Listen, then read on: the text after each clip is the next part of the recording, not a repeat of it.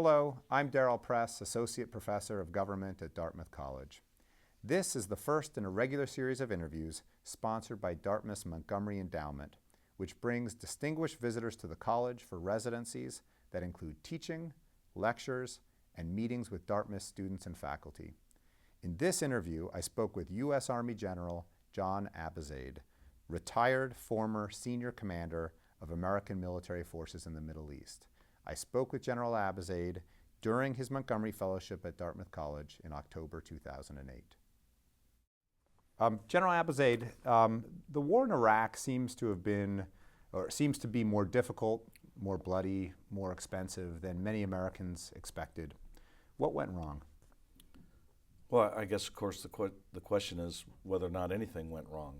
I mean, because people expected it to be easy may have been a wrong assumption. So I think we should all avoid making heroic assumptions about whether it was going to be easy or hard or how difficult it was going to be. I assumed it was going to be difficult. Most of us military officers had fought in 1991, and there were reasons then not to go into Baghdad. And those reasons were pretty much the same reasons that we found once we did get to Baghdad. So I believe that it is the way it is. We have a lot of difficult problems that we had to face early on, and we had to make a lot of changes to our operating style. I think we've met many of those challenges in an admirable way. The Iraqis are starting to take more and more responsibility, and despite the great difficulty and the loss of so many of our young men and women and the spending of so much money, I believe that Iraq will emerge from this episode as a better country than what we found it. In the immediate aftermath of the initial invasion, it became clear fairly quickly that a great many Sunni Iraqis were deeply fearful of living in a state that was dominated by Shiite Iraqis, particularly because of the decades of experience of brutality that they had had between these communities. Given that, was some amount of insurgency by Sunni Iraqis likely, whether or not we made a variety of mistakes in the early phases of the occupation? If you look at the history of Iraq, it's a fairly violent history. And one of the reasons the Iraqi government developed the way it did with a single, very strong and brutal dictator is he felt, or many Iraqis felt, that that was the only way to control the various divisions within their own society and country. It doesn't always have to be that way. There's going to always be a need for accommodation between the various factions there. But there is no reason to believe that Iraq can't emerge as a country that is more respectful of the rights of its people and a country that is able to participate in the important business of the Middle East. Iraq falling apart is a nightmare for everybody, for all of the neighboring countries and for the Iraqis themselves and for the people that have tried to hold it together. My belief has always been that there are more Iraqis trying to hold the country together than take it apart. There's an awful lot of good work that's been done between Ambassador Crocker and General Petraeus that's moved the country forward in a much better security condition than it was in 2006 and 2007. That good work has yet to translate into governance that is fully respected by the people of Iraq, and that will have to develop over time. But again, I have confidence that these institutions, while fragile, given time, can emerge in a country that's going to work. Let's talk a little bit about that, about the progress we've made since 2006 and 2007. What do you believe are the most important factors that caused this turnaround and led to the drop in violence? Well, certainly one of the most important turnarounds came about as a result of the Sunni awakening. This had a lot to do with Al-Qaeda driving the Sunni tribes. And by the way, the Sunni awakening was happening as early as 2006 when Sunni tribes were asking themselves the question whether or not they could continue to live under the brutal repressive tactics of Al-Qaeda, that especially out in Al Anbar province. There was a growing realization that perhaps they would be better served by working with the coalition than working against the coalition. Accommodations were found, and I think moving in that direction was good for reducing violence in the Sunni community in a particular way. No doubt the inclusion of more U.S. troops in the surge created an opportunity for commanders to put forces, flood areas with more forces in a way that brought greater calm to them. It's also clear that there were some accommodations made between the Iraqis and the various Shia groups that had become more and more violent. And I mean between the Maliki government and the Shia groups. Mm-hmm. I mean, many things came together during that period. A lot of it had to do with the good relationship between Ambassador Crocker and General Petraeus. And a lot of it had to do with, after 5 years of irregular warfare, the Army in particular and the Marine Corps as well, learning their lessons and applying them over time. So the turnaround wasn't revolutionary, it was more evolutionary. But as always, you have to understand that as impressive as the gains have been, they are still very, very fragile, especially from a governance point of view. This is particularly evident when you look at the Sunni tribal factions, and you notice that the Sunni awakening forces are essentially working for American commanders. That needs to be shifted so that they work for Iraqi commanders and they shift their loyalty to the Iraqi government. I think that will be a difficult process. It could be one that uncovers some additional friction within the country. There's other problems in Iraq, Kirkuk, the status of it with regards to where the Kurds and Sunni boundaries might eventually emerge and how the governance might be formed there. And then, of course, the whole issue of provincial elections could be very contentious as well. So we should be wary of predicting victory too soon, but we should understand that the trajectory now is positive. And I came back from there a month ago and felt that I had witnessed a period where we could all look each other in the eye and say, let's be cautiously optimistic that with more shaping can come out well. As you said, the United States Army, the United States military, and probably the United States government has learned along the course of this war about better and worse methods of national development and also counterinsurgency. Do you think that the lessons that we've learned are creating some sense of a model that could be applied elsewhere, or are the lessons that we're learning really Iraq specific? I think it's a combination. Some of the lessons you learn in Iraq are particularly Iraq specific, but the lessons that you learn in having to deal with irregular warfare, counterterrorism warfare, the type of warfare necessary to get into Iraq, which essentially was conventional warfare, really reveals to me the need to maintain a very balanced posture for military forces. We've used the highest end of our technology, the lowest end of our technology. We should not draw the wrong lessons from this war. I don't think we'll ever necessarily do something like Iraq in the immediate future. Never is probably too strong of a word, but certainly there will be problems in the 21st century that will involve the application of military forces to deal with irregular problems. I'm not so sure sometimes about even the choice of word about that the military has adopted, this notion of irregular warfare. It just may be that irregular warfare is regular warfare in the 21st century. That having been said, I think one lesson that has yet to be fully applied is the need for whole of government action and solutions to these problems. We have really put way too many military resources in comparison to the rest of our resources into the field. And I think over time we've gotten better at this, but we still have to figure out how to have diplomatic, political, economic, educational, informational, and intelligence action be much more better coordinated and resourced. I'd love to change tacks a little bit and talk about the state of the U.S. military.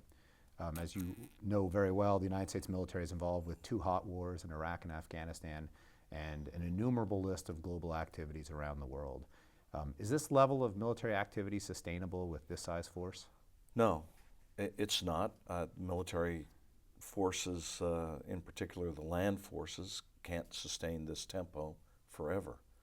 I think every chief of staff of the Army, commandant of the Marine Corps have testified to that on numerous occasions. And when you have to adopt a strategy or a tactic or an operational set that you call a surge indicates that you can only do so much in what might be called an emergency situation. Once you surge, then you have to figure out how to rest and refit. And the real problem for the military is that we're getting into, for the land forces, getting into a rest and refit deficit that has to be addressed at some time or another. It's entirely possible that as the security situation in Iraq improves, that the Iraqis do more, that we can draw down our forces faster and start to address this security deficit or this deficit of rest of people and fixing of equipment. It's also possible that something else can loom on the horizon where we have to call up more of our reserve and National Guard troops that have done so well in this current conflict. But at a certain point, you have to address the issue whether or not the Army is big enough. At this tempo, it is not big enough. Marine Corps, at this tempo, is not big enough. If we can honestly look each other in the eye and say the tempo is going to decrease in the 21st century, we could look for force levels that are lower. But if, on the other hand, we anticipate having to use military forces at this level, we've got to increase the size of our land forces. Now, I would say there is, of course, another solution, and the solution is to train other military formations to become more effective, to become better able to deal with counterinsurgency and counter-terrorist activity. We've tried to do that with increasing success in Iraq. We're again looking at how to do it better in Afghanistan, but I believe that the way ahead to avoid having to really increase the size of our armed forces is to increase the capability of indigenous forces to do the work. Not for us, by the way, but for them. In other words, if you adopt the notion of helping people help themselves, I think over time you can be more successful. So the final thing I'd say on this question is, with this financial crisis that we find ourselves in, it will be important for political and military leaders to say, what can we afford to do? Since 9/11, spending has been somewhat unconstrained. After this financial crisis, or during this financial crisis, I think it's safe to say it won't be unconstrained. What will we do with and what will we do without will be the key question. And it will be a very difficult political and military puzzle to solve. You talked about the idea of trying to relieve some of the burdens on the U.S. military, and particularly the land forces, by trying to get allies and friends in local regions to do more. Is there another problem? Do you think that it's healthy for the United States as a country, not just the military, but the United States as a country, to have the serious military burdens borne by such a small fraction of households? Look, I think the problems of the 21st century require 21st century solutions.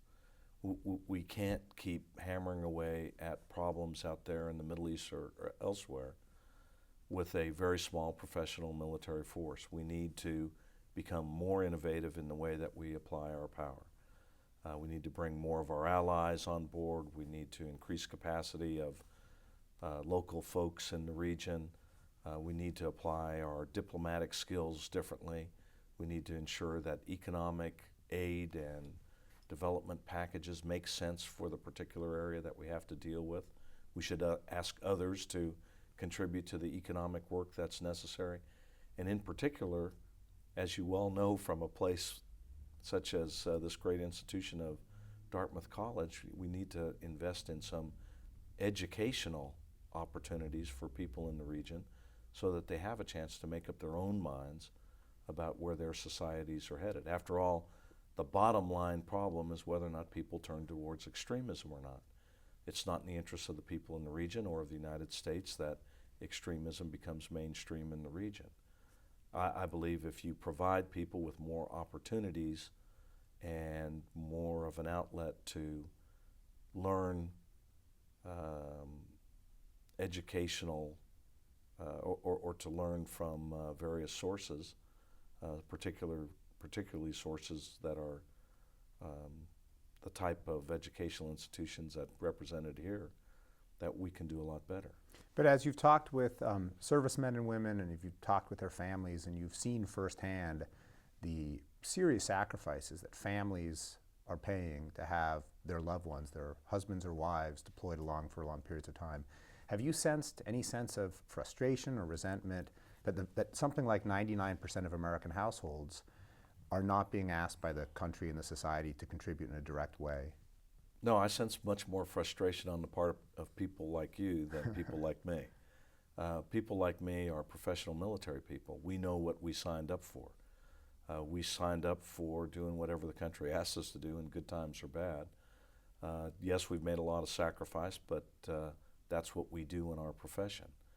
And so there are people that have gotten tired of it and have walked away from it, but I am constantly amazed at the resiliency of the officer and non-commissioned officer corps in the Marine Corps and in the Army in particular that are bearing the brunt of the fight. But our professional force has held up very well. Matter of fact, our professional force has held up over time much better than any of the people that designed it thought it was. It wasn't designed to fight constantly for 7 years in a irregular atmosphere without reinforcement from the broader society. This is one of the great questions I think that we need to address as a society as to how long we're prepared to fight with a professional force. Now, one of the things I think we probably ought to address is the degree to which the professional force separates itself out of the fact that it's deployed so often and fighting so much from its own society. And ultimately, I believe that in our society in particular, a divorce between the professional military and the civilian society is something that's not good for our society in general. So how do we maintain the contacts between civilian leaders and military leaders, between people that live in Hanover, New Hampshire, and people that live in Fort Bragg, North Carolina? It's an important question for us to ask, and I think the amount of interaction that's happened in the past 7 years is not enough. I'd love to talk to you for a moment about Iran. It appears, though it's not certain, it appears that Iran is working to try to develop the capability to make nuclear weapons. Both major candidates in the presidential campaign have said that they strongly prefer diplomatic tools to try to prevent this from happening, and have talked also about economic levers to try to dissuade Iran from doing this. But if those efforts fail, and if it becomes increasingly apparent that Iran is committed to getting nuclear weapons, would you support or do you favor the use of U.S. military power to try to either delay or prevent them from acquiring them? Of course, I've been a soldier all my life, and I believe that the military tool never needs to be taken off the table. Our leaders always need to have access to the use of military power to ensure that U.S. interests are moved forward in an appropriate manner around the world.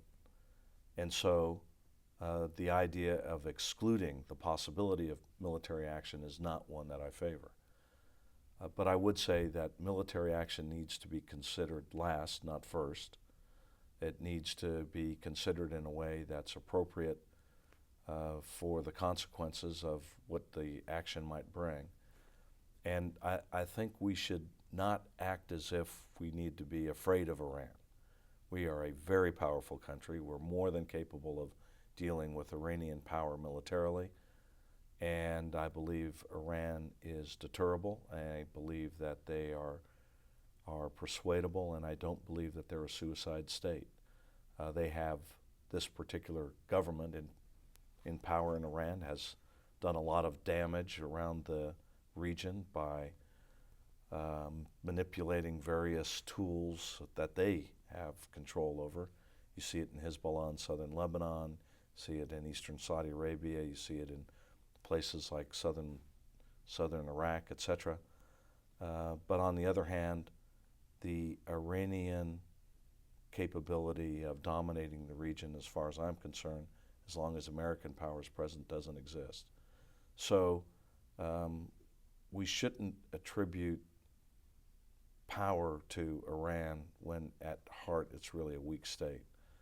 Pakistan is a nuclear armed state, and nuclear weapons have an advanced Pakistani interest in a way that I would say is very credible. The Iranians need to look inward and say, what will nuclear weapons get us?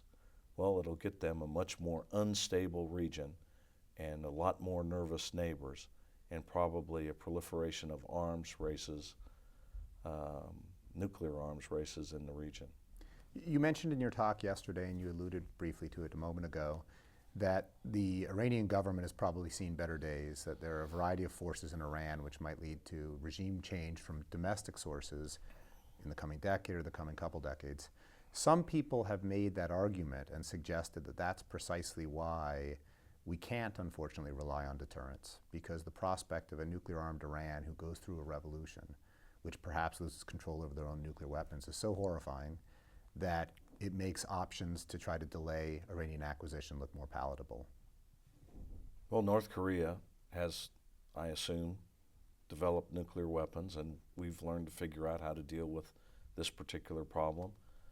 We've also learned to deal with what seems to me, from where I sit, a rational method of ratcheting down the tension that surrounds this particular problem.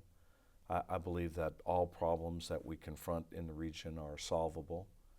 I think that American military power is unchallengeable, regardless of what the Iranians may do.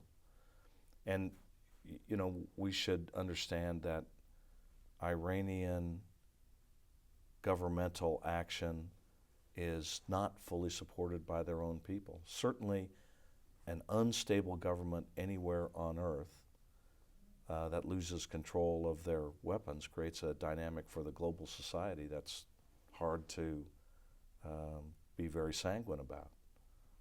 But these are the chances that we take in the 21st century. If we are to go to war with every nation that develops a nuclear weapon, I think it'll probably be a pretty bloody 21st century. If we are to establish some norms in the community of nations that encourages nations not to develop nuclear weapons, and when they seem to move in a direction contrary to the international community, we develop sanctions to chastise them, it might have an effect. And at the end of the day, it might just be necessary to use military force to prevent it from happening, if in our calculations we come to the conclusion that this is a risk that we can't bear. I don't believe any military commander would ever recommend not using military force if we thought we were about to be attacked by a nuclear armed power. We lived with that, by the way, for a long time with the Soviet Union. As a final question, you've stayed quite clear of the political contest going on in the United States today, and you've refrained from endorsing either candidate. Putting that aside, do you think that the outcome of the election, whether it turns out to be Senator Obama or Senator McCain, do you think the outcome of the election will cause a significant change to U.S. policies toward the Middle East, or is our course there more or less set, regardless of who has won? I think the rhetoric of the campaign has led people to believe that Democrats are over here, the Republicans are over here, and that whichever one becomes president will move in that direction or that direction. But I think if you look at the realities of what's going on in the Middle East and the difficulties of the situation, there's probably this much maneuver space. So I think the rhetoric puts you here, the realities put you here. There certainly will be some differences, but the difficulties of dealing with Sunni extremism, Shia extremism, the Arab-Israeli conflict, our reliance on Middle Eastern oil will be strategic issues that the next president has to face and will face throughout his term. Thank you very much, Darryl. Thanks, Darryl.